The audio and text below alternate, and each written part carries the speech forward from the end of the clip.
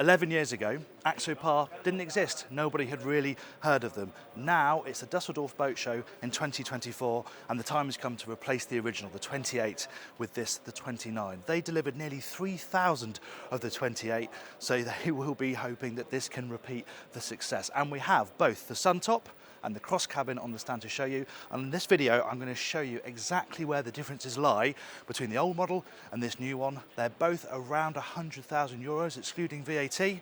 Let's get into it, shall we? I'm Jack Haines. Welcome to YachtBuyer.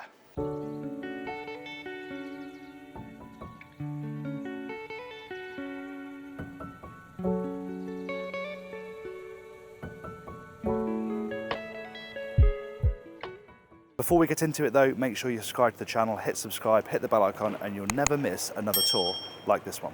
We're going to start with the Suntop. Now, the 29 is an inch wider and 8 inches longer than the 28, so not huge numbers, but the difference you feel is quite remarkable.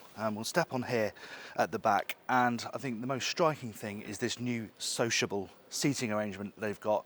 Obviously on the previous model you had the forward-facing seat, which is great for transport, but maybe not so good when you're on anchor and wanting to enjoy the spaces on the boat. So as you can see, this is a much more sociable arrangement. It's flexible as well. You've got the table in the middle that opens out, it drops up and down. You can pull out all of these backrests. You could have this over there facing this way if you preferred. You can move this forward to create a bench behind the two helm seats.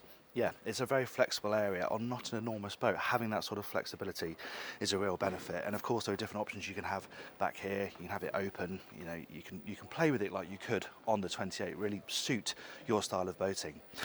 Engine options, much like the 28, you can have singles or twins, up to 400 horsepower. You can have twin 200s. You can also have the single 400 horsepower V10. And they're talking about a much wider cruising band here, 22 to 32 knots, where you're not going to get much of a penalty when it comes to fuel economy, and a plus 200 nautical mile range on this boat because it's got a boosted fuel tank. Over here there's some nice touches. You've got bigger cushions down here so you can perch easily back here if you're getting ready for water sports or looking out the back of the boat. And what's quite nice is they've fitted these clips here so you can lift these up with the cushions on. You've got a gas ram, really easy storage for fenders, lines, all that sort of stuff. Very easy to get to, and then it locks shut nicely when it's closed as well. Moving around here, I mean, I've talked about this arrangement. It's a flush floor, which is nice. It does drop down at the helm, as you can see, it's 6 foot. I've just got to stoop just to get in here, but then you have the sunroof, of course, that opens, canvas sunroof, boosts the headroom in here. It means when you're sitting down here having lunch, you can either have some shade overhead, or you can open it up and have the sun on you, because this does, as I said, convert to a sun pad. So if you want it in sun pad mode, you're going to want some exposure to the sun. The helm feels pretty familiar. Underneath the seats we've got the sink and the cooler. We're used to that from the 28. That still works pretty well, but like the 28, you drop down into the helm, which means you have this fantastic driving position. This hasn't really changed. It still works very nicely. I can stand and lean very comfortably, really well protected by the windscreen. Of course the seats bolster as well, so you can sit if you prefer, but every time I've driven an Axopar of any size really, I tend to stand like this, really nice and secure with a great view forward. And you now have the widescreen SIMRADs. Very similar functionality to the previous screens, but in this nice widescreen format. It's a bit more automotive, works very nice in, you know, it's a super clean dash, just a simple run of buttons here. Everything else controlled through the screens, but again, it's practical. Big cup holders, nice grippy surface here, so if you put phones and things like that on this surface, they're not going to slide around. A glove box down here, a handhold for the navigator, and these storage slots on either side. Small little details, but day to day, really useful stuff. And actually this is quite a good example. This handhold cut out here, not a railing, but just a nice place to put your hand and lever yourself forward. Though that looks a little bit sharp to me, they want to just round that off a little bit. Moving right forward, you have more height here, more freeboard. That's a big change between the 29 and the 28. The freeboard was pretty low on that boat. They have improved that on the 29, and it does feel a little bit safer moving forward, and a little bit more height in the bow. You would hope would just give it, you know, even better sea keeping. The 28 was pretty good, but that slight flare on the bow, they've tweaked the design at the front to push the spray away a bit more. It's subtle tweaks. The 28 hull was very good, but they're just trying to make these incremental improvements to make the boat better than the one it replaces. And talking of that, they've made some changes up here. If you remember on the 28, you had seating on one side and then a perch on the other, and you can still have that L-shaped arrangement on the 29. But now, because you have that slightly wider beam, you can have a full U-shape as well. You can see this one is in sunbathing mode. These cushions are on top of a table. You can take that up, pull the table up, and then you have another seating area forward here with this really nicely integrated bench here on the forward moulding. That works very nicely, and this is a sociable space. You can sit sort of 6 or 7 people around here, someone sitting here. You can mount the table closer to this seat as well, so that this seat can be used, and you've got the cushions mounted on the railings as well, so you can use those as backrests. And then right forward, of course, you've got your anchor locker. But another major change on board this 29 is cabin access. So let's have a look down there.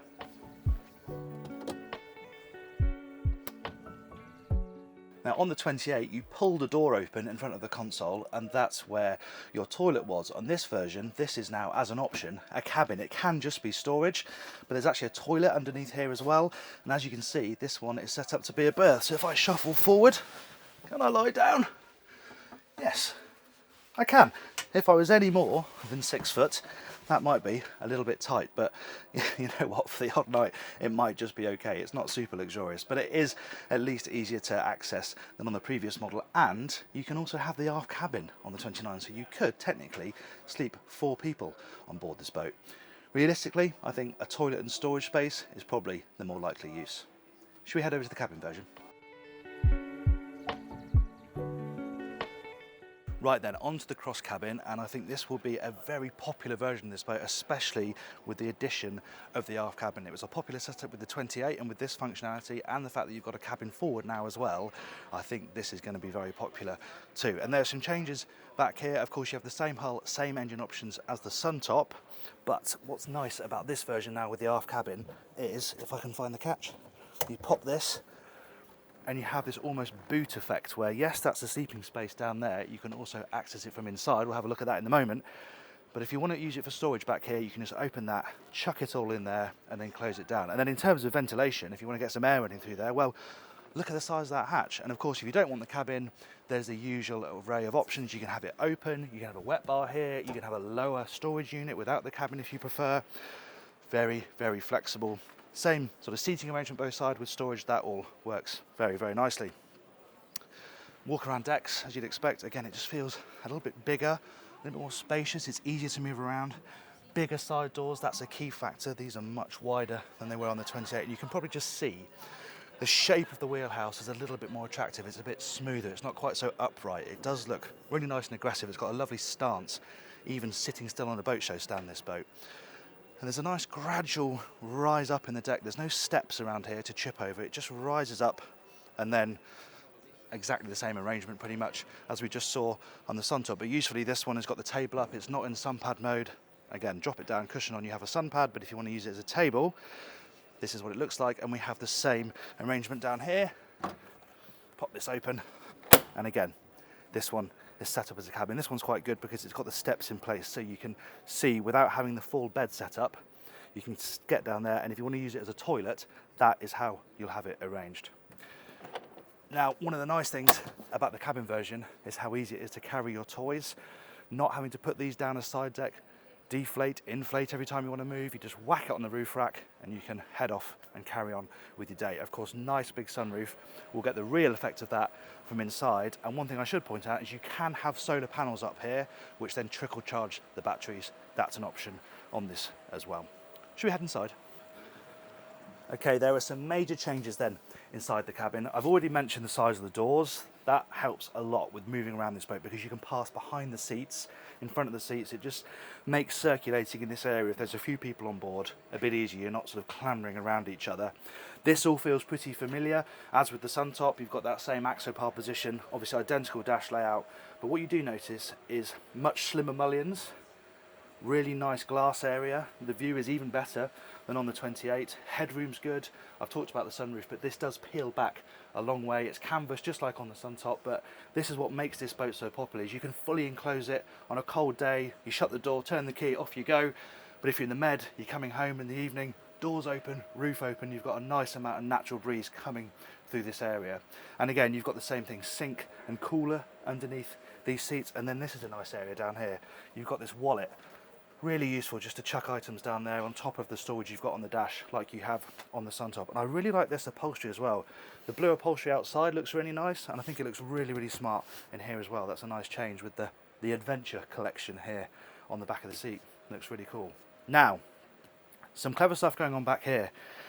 This is seating, obviously. This seat drops down to complete this bench, but it's all very open. The reason for that is because it's a cabin. You don't want bulkheads here. You don't want to feel too claustrophobic down there. So this has got quite a light framework with an upright here to hold the seats, but you can open them both up if you want, and then you can crawl into the berth really easily. The other key thing, they've brought these forward. On the 28, these big supports were in these corners, so it felt quite blocked off. Here again, you've got the very slim mullions, so the all-round view is so much better. When you're sitting in one of these seats, you don't feel claustrophobic. You feel like you can see out, you can take in your surroundings really easily.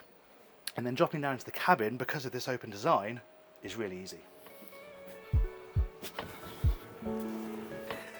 Now look, it's not an enormous space down here, but with the dimensions they've got, they've worked very hard to make the most of it. I've already talked about the openness of this space and how easy it is to get in and out. It tapers down to this end. They've got the pillows at this end, but I actually think you probably want your feet down there and your head up here if you're going to sleep up here, just so that you're not staying right up at the ceiling. But they have included a window back there, which is quite nice, so there's a bit of natural light.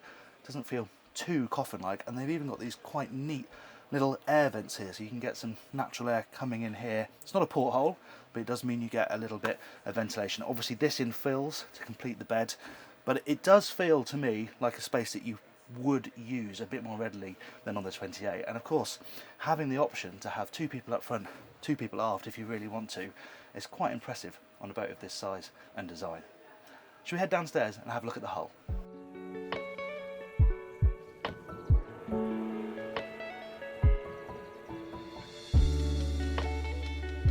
This is the nice thing about Dusseldorf. You can actually see the hull shapes a lot of the time. They're not hidden away in the water like they are at most boat shows. So I can show you where the differences lie. It's got the twin step that we're used to from Axopar. They're not going to change that. It works brilliantly.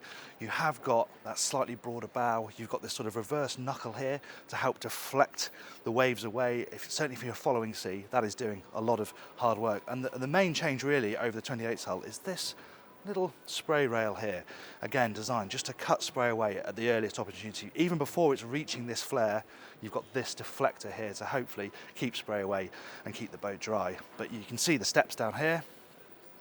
And the other thing to note, big rubbing strake. You know, these are more and more often being pressed into work as chase boats, tenders to big yachts, and having this is invaluable. They haven't got time to get the fenders out. Having that there and down there, the crew will like the fact that they can protect the hull without having to worry too much about the fenders. So they didn't want to throw the baby out with the bathwater when it came to the hull design. Little tweaks. Hopefully we'll find out the effect of those when we sea trial it later in the year.